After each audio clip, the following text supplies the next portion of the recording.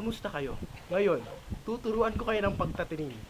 Basta may tiyaga, may nilaga. Ngayon, tingnan nyo ang gagawin ko. Ang kailangan nyo ay buhangin at seeds. Ngayon, step 1, i-mold ang mga buhangin at ilagay sa ground. At ang seeds.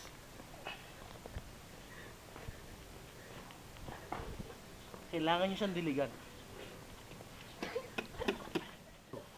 After 3 days, medyo napapansin nyo lumalaki-laki na siya. Ang bunga niya ay may root system na at may root word. Pero didiligan natin siya. Kailangan natin siyang paypayan ng dahon. Dahon na brown. Tapos didiligan natin siya.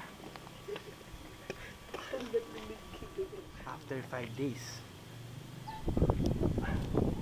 Ngayon, para palakihin siya, kailangan natin lagyan siya ng mga maliliit na particles ng molecules. Dapat ang paglagay mo ay wisik-wisik. At tayo didiligan. Makikita niyo ang resulta pagkalipas ng isang araw. Makalipas ang isang araw, tingnan niyo ang tumubo. Halika, samahan niyo ako. Baboom!